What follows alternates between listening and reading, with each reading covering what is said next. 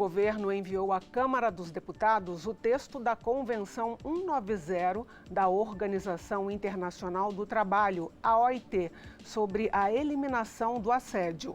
O tratado só entra em vigor no Brasil após a aprovação pelas duas casas do Congresso Nacional. Conhecida pela sigla C-190, a Convenção é o primeiro tratado internacional a reconhecer o direito das pessoas ao mundo de trabalho livre de violência e assédio, incluindo violência e assédio com base no gênero. Pesquisa da OIT aponta que, apesar de a violência e o assédio moral e sexual no trabalho atingirem homens e mulheres, as mulheres têm o dobro da probabilidade de enfrentar o problema. Sobre o tema, eu converso com a deputada Fernanda Melchiona, do PSOL do Rio Grande do Sul, e com a procuradora do Trabalho, Daniele Olivares Correia, que é coordenadora nacional de promoção da igualdade de oportunidades. É um prazer recebê-las aqui no Elas Pautam. Vou pedir à nossa diretora para colocar uma arte para a gente explicar, dar uma ideia para quem nos acompanha sobre a discriminação no trabalho e o assédio no trabalho. Começando com assédio moral. 53% é o universo da pesquisa, 469 pessoas foram pesquisadas. Dentre estas, 31% mulheres sofrem assédio moral e 22% homens. Agora, assédio sexual. 469 pessoas foram pesquisadas. 18,3% de mulheres sofrem assédio sexual e 3,4% homens. A minha pergunta para as duas é: por que em sua grande maioria, a mulher é a vítima?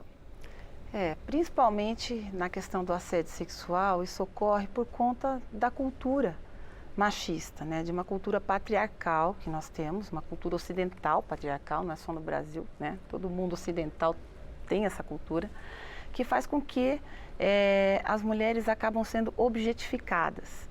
E isso está em todos os espaços, não só nos ambientes sociais, mas principalmente também nos ambientes de trabalho. Então, a mulher acaba sendo a maior vítima desse tipo de comportamento sexual, né? Por ser vista como objeto, por ser vista como uma pessoa inferior. Então, tem essa relação de poder, né, entre o homem e a mulher, onde na questão da divisão sexual do trabalho, a mulher, né, pela cultura que nós temos, acaba ficando com a responsabilidade dos cuidados, e o homem com a responsabilidade de ser o agente produtivo, né, que traz, na realidade, o rendimento para a família, para tudo isso. E por conta dessa situação, dessa cultura, a mulher acaba não sendo vista como uma profissional competente ali. Acaba sendo vista como um objeto, como alguém que está ali, na verdade, tirando o lugar daquele homem que está ali naquela profissão, naquela situação profissional.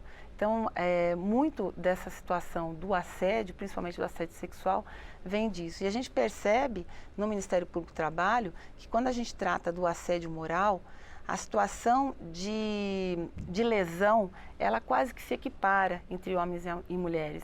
E a gente verifica por essa pesquisa da OIT que é muito próximo das denúncias que a gente recebe no Ministério Público do Trabalho. No entanto, quando a gente verifica as denúncias de assédio sexual, aí sim a gente vê essa grande diferença. As mulheres são as principais vítimas. Embora possa ocorrer também com homens, as principais vítimas são as mulheres, justamente por esse olhar objetificado da mulher, né, que acaba influenciando nas relações laborais também. Deputada, a gente trabalha num ambiente eminentemente masculino. Eu, como jornalista, eu via que antigamente o assédio ele era aberto. Hoje eu continuo sentindo assédio, mas ele é mais discreto ou, digamos assim, velado. A cultura tem mudado positivamente? Primeiro é um prazer estar aqui contigo, Aline, com a doutora Daniela, com todos as nossas e nossos telespectadores. Eu acho que a luta das mulheres, né, tem feito com que a gente tenha tido avanços ao longo dos últimos anos. É uma luta muito importante, tá? Eu não vejo que diminuiu, até em casos de estupro, por exemplo, nós temos um aumento dos casos de estupro no Brasil. É o crime considerado dos mais subnotificados, ou seja, que menos vítimas denunciam. O IPEA estima que só 10% dos casos são reportados por conta de uma cultura do estupro que tem de culpabilizar a vítima e essa cultura machista ela vai permeando várias relações. No mundo do trabalho isso reflete também no assédio sexual, né, na desigualdade salarial, enfim. Mas voltando, então, aumentou o número de denúncias em 2022 dos casos de estupro, mas eu acho que, em relação à sociedade, de uma forma geral, comportamentos tidos como naturais, entre aspas, porque não tinham nada de naturais, foram sendo desnaturalizados a partir do avanço da luta das mulheres, né? Em várias esferas. Na esfera privada, eu cresci ainda, e tenho já 39 anos, mas cresci ouvindo que em briga de marido e mulher não se metia a colher, como um dito popular, digamos. Felizmente a gente avançou, em 2006 veio a Lei Maria da Penha. Só que no caso do assédio sexual, nós ainda não temos, né, a ratificação no Brasil dessa legislação que é tão importante e que é um marco internacional. Hoje, 35 países já ratificaram o acordo, 20 já implementaram e 15 a implementação está prevista no final do ano que vem, que é justamente a ideia do Estado reconhecer a questão do assédio sexual no mundo do trabalho e, ao mesmo tempo, ter um conjunto de mecanismos, regras, programas que permite o monitoramento, a fiscalização, o combate e a proteção e medidas de reparação para essa vítima, que, muito bem falado pela doutora Daniela, é muito majoritariamente mulheres. Claro que acontece com homens também, nós queremos proteger todas as vítimas, mas a maioria das vítimas são mulheres. No caso do assédio moral, ele é mais difícil de ser comprovado, é mais difícil, inclusive, da vítima aceitar que está sendo assediada, porque assédio sexual a gente não tem mais dúvidas, mas o assédio moral, ele às vezes é uma técnica, digamos assim, do assediador de diminuir aquela pessoa até que ela própria começa a ter dificuldade de entender a situação na qual ela está inserida e às vezes de duvidar daquilo que está acontecendo. O que a justiça tem como recomendação para essas pessoas, homens e mulheres? O assédio moral, né, ele parte dessa questão dessa relação interpessoal.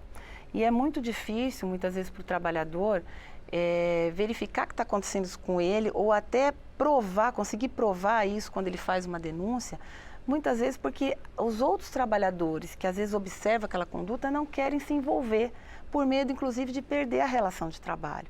Então a dificuldade do assédio moral é justamente a prova, porque às vezes a conduta é até explícita. Porque a pessoa vai se sentindo humilhada, às vezes, ou porque não passam uma tarefa para ele diária para ele desenvolver, ou porque ele tem um excesso de fiscalização, que é diferente em relação aos demais trabalhadores, ou porque ele nunca é convidado para fazer parte dos grupos de capacitação ou dos grupos de discussão daquele trabalho, fica sempre à margem, ou realmente acaba ficando com escalas de trabalho diferenciadas que dificultam o acesso dele ao trabalho, que dificultam o acesso dele até ao lazer, a saída do trabalho, ou seja, ele vai sendo prejudicado de diversas maneiras, de formas diferentes e fica difícil, de fato, para ele provar, porque sempre há aquela justificativa, não, mas nós precisávamos de alguém para fazer aquela escala naquele momento. Mas essa conduta no trabalho, somada a outras condutas, acaba compondo uma situação fática que comprova esse assédio. Mas, de fato, para o trabalhador fica muito difícil, porque ele se vê envolvido, tem medo de fazer a denúncia e ainda piorar a situação em relação a ele. Então, ele acaba não fazendo a denúncia. Ou, por isso que é importante que a empresa tenha dentro da sua gestão um canal de denúncias onde esse trabalhador possa fazer a denúncia de forma anônima. Então, o Ministério Público do Trabalho, sempre quando investiga esse tipo de fato e quando propõe às empresas um termo de ajuste de conduta, uma das obrigações é justamente criar um canal de denúncia onde esse trabalhador possa fazer o relato desse fato de forma anônima, inclusive, para que a empresa possa fazer uma investigação e punir aqueles trabalhadores, aqueles prepostos que estão lesando o colega de trabalho, né? Então, é uma situação realmente complicada. De que forma que a gente pode proteger o homem e a mulher no ambiente de trabalho a reconhecerem o assédio e a denunciarem mesmo com a falta de provas? Olha, eu acho que a convenção ela é importante justamente por criar uma série de responsabilizações para os estados, para as instituições, estado eu digo os entes, né, federados, Público e privado. Claro, né, todos que estão envolvidos, mas ela prevê uma série de ações que passam por mecanismos de prevenção, sistema de inspeção, que eu acho que é muito importante ter um sistema de inspeção montado para combater casos de assédio no mundo do trabalho, políticas e programas de segurança no trabalho e a questão de medidas de reparação e apoio eficazes para a vítima. Então, para as vítimas ou para a vítima, né?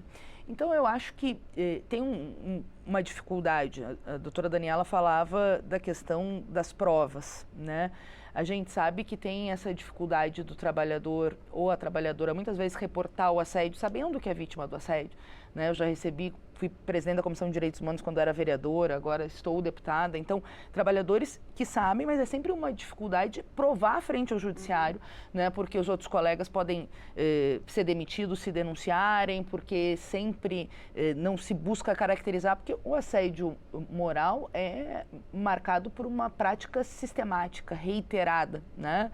De fiscalização distinta de outros colegas de palavras, de baixo calão ou de demérito à pessoa, ou situações que inviabilizem, impeçam a pessoa ir ao banheiro, fazer necessidades fisiológicas. Teve uma empresa, que a senhora deve lembrar, que dizia para os trabalhadores usar fraldas durante um determinado tempo, foi um caso há 10 anos atrás, ou de ridicularização desse trabalhador frente aos colegas do trabalho. E no caso do assédio sexual, bom, a convenção ela é bem forte em relação a isso, como o TUVT disse, é a primeira convenção internacional da OIT que pauta concretamente, e nós temos muitos casos no Brasil, né? Segundo o TST, divulgou em 2022, tem uma média de 378 ações por assédio sexual no ano de 2022, pegou a média do ano. Isso dá uma média de um caso de assédio sexual a cada 2 horas por dia. Então, não é algo pequeno, nós estamos falando de um número extremamente alto. Quando ele é notificado. Quando ele é notificado, exatamente, Aline. E ao mesmo tempo que ainda está invisibilizado, porque muitas vezes essa trabalhadora, e eu digo trabalhadora porque a maioria são mulheres, bom, se sente sozinha, não tem esses canais, não tem a publicidade da busca dos direitos dessa mulher, não tem, né, seja de programas internos, seja políticas de inspeção e monitoramento permanentes das instituições frente às empresas e ao mundo do trabalho. Então, a convenção pode ajudar muito nesse sentido. Era essa a minha pergunta, qual é a força da convenção? Por que o Brasil precisa assinar? Inclusive, um sistema de acolhimento dessa trabalhadora que foi vítima do assédio sexual.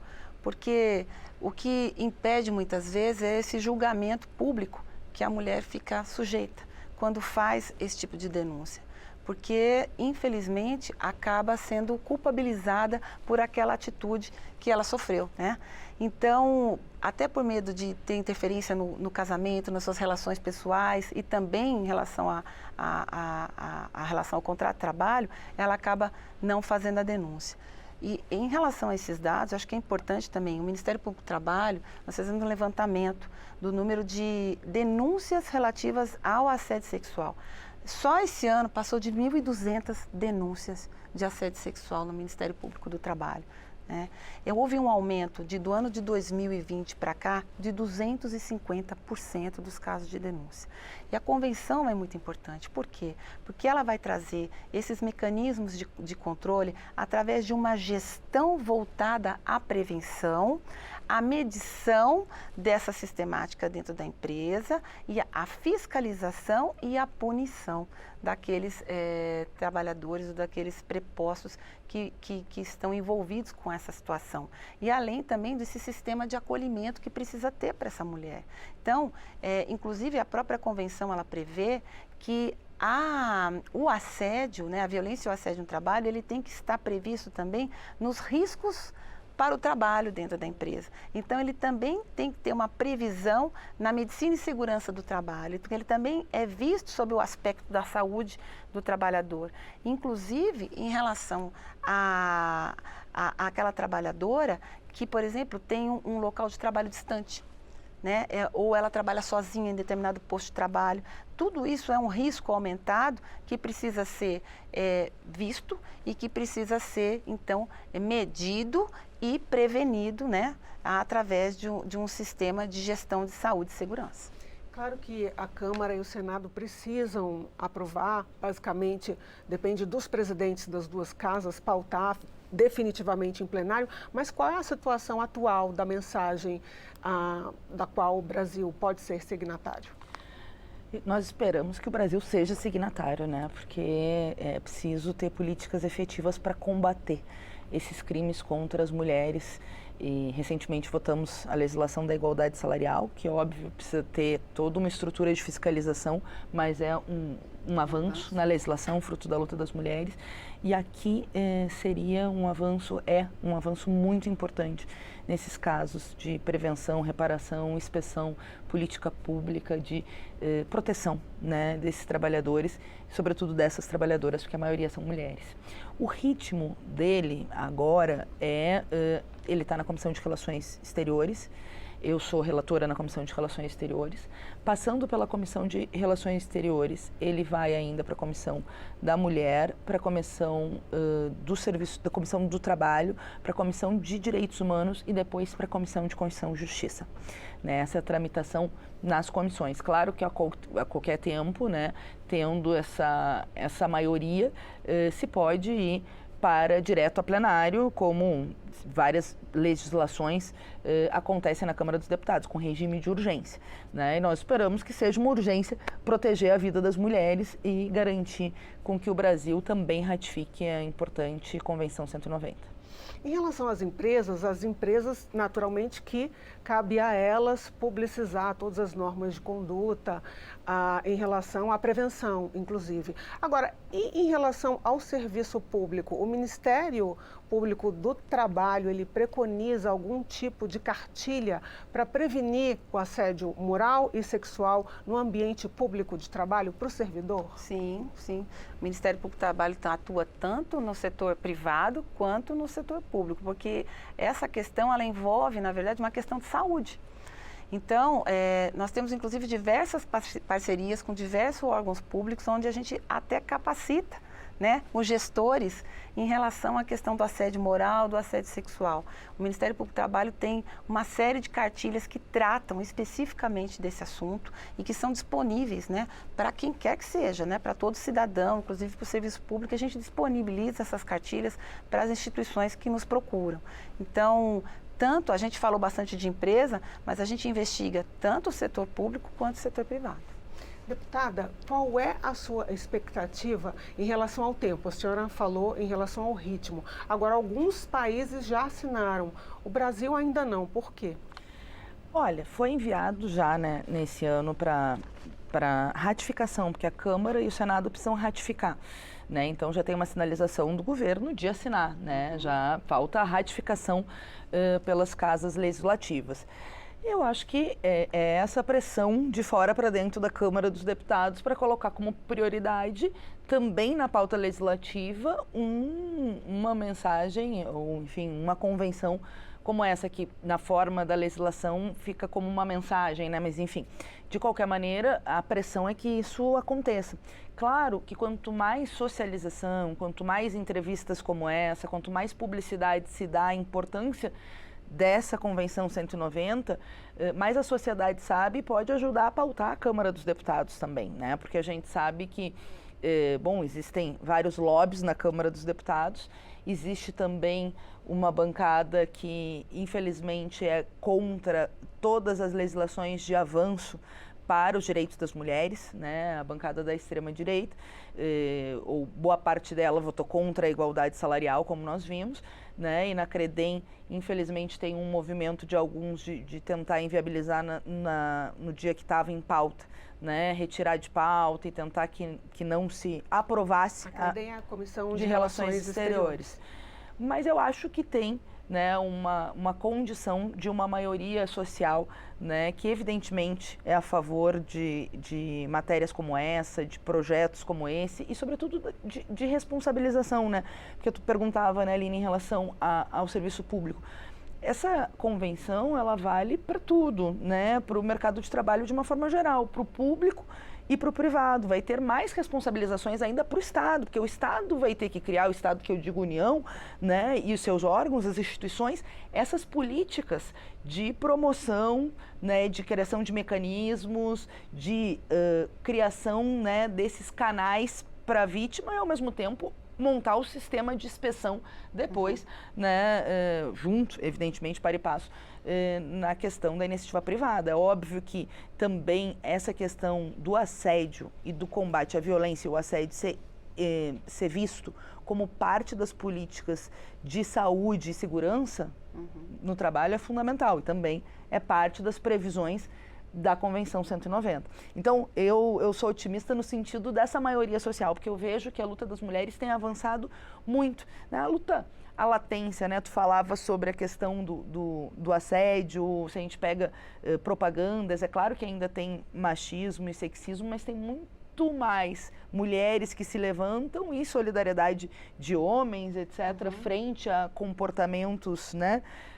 Enfim, a naturalização da violência, né, e a própria cultura do estupro que a gente falava, tem mais questionamento hoje em dia. Claro que nós ainda temos muita violência contra a mulher, seja doméstica e familiar, seja sexual, seja o assédio sexual no mundo do trabalho. E essa legislação é parte das medidas necessárias para preservar, né, a vida das mulheres e garantir, enfim, trabalhar em paz, né, no sentido de não ser novamente vítimas. Se eu perguntar aqui nessa sala que tem várias mulheres, não só aqui nas entrevistadas, mas também na plateia nos acompanhando, companheiras, enfim, todas nós já conhecemos alguém que já foi assediado num transporte público, sim, ou nós mesmas já fomos vítimas. Então, é uma cultura que infelizmente nós temos que, uma cultura que infelizmente ainda existe, que nós temos que derrotar. E cada passo para derrotar essa cultura é importante. Então a Convenção 190 é fundamental. E é muito difícil porque às vezes o assédio ele é sofisticado.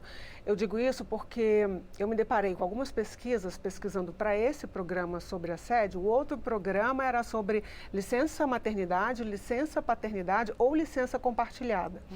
E existe um overlapping entre os dois assuntos, porque as pesquisas mostram que as mulheres voltando da licença maternidade têm mais chance de serem demitidas e o homem, quando volta da licença paternidade, 0 casos de vulnerabilidade.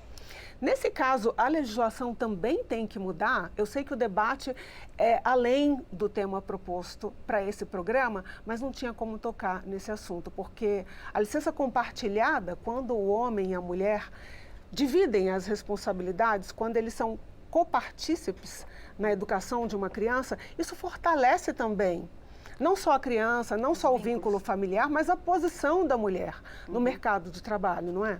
Sim, a mulher, ela acaba sendo discriminada no mercado de trabalho justamente por conta da situação da gravidez. Então, é muito comum que quando ela volta da licença maternidade, passa aquele período da estabilidade da licença, ela acaba sendo demitida com o tempo. E por que isso acontece? Por conta justamente da divisão sexual do trabalho. Porque como para a mulher ficou aquele dever do cuidado, quem falta no trabalho para levar os filhos, por exemplo, ao acompanhamento do pediatra, é a mãe. Quem cuida do filho e quem vai às reuniões da escola e quem leva para a escola geralmente é a mãe. Então, ela acaba se ausentando do trabalho e muitas vezes não produzindo como se esperava após ter um filho. Por quê? Porque a criança fica doente, porque existem situações familiares que ocorrem e por conta dessa cultura que nós temos, acaba ficando a mulher sobrecarregada. Então, essa questão dessa licença compartilhada é bem interessante no sentido de que tira do Estado a decisão de quem vai cuidar da criança e parte essa decisão para o casal. O casal vai decidir. Né? E isso pode beneficiar, sim, as mulheres no sentido de que elas não seriam vistas, né, como trabalhadoras que possam se ausentar. Por quê? Porque o cuidado vai ser dividido entre ambos, entre o casal.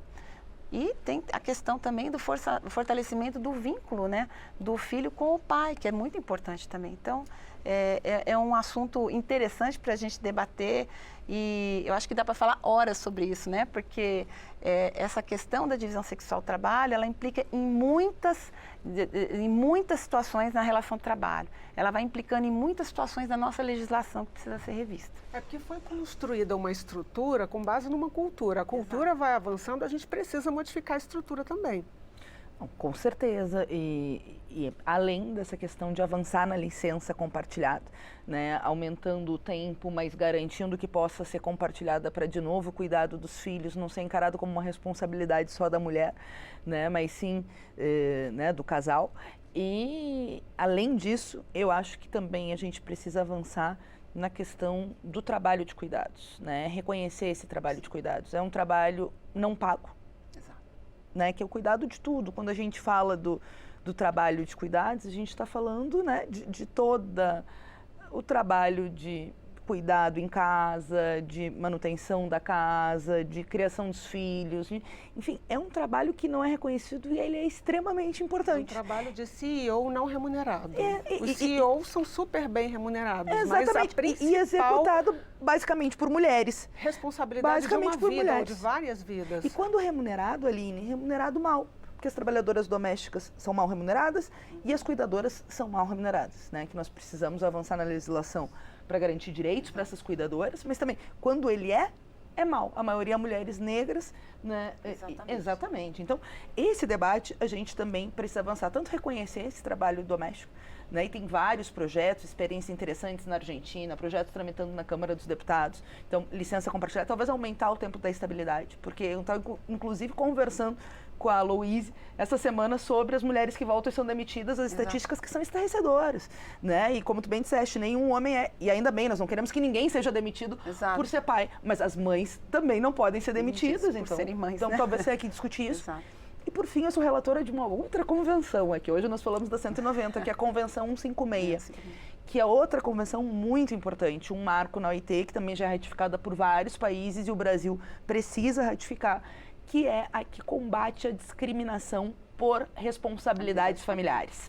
E isso é um avanço enorme para proteger essa trabalhadora e trabalhador também, mas de novo, como a maioria mulheres, protege mais as mulheres, protegendo as mulheres, mas é para todos, de não ser discriminado no mercado de trabalho por ter responsabilidades familiares e exige um conjunto de medidas também do Estado. Outro Elas Pautam para continuar esse assunto, porque ainda falta bastante. Foi um prazer receber as duas aqui no programa. Voltem sempre.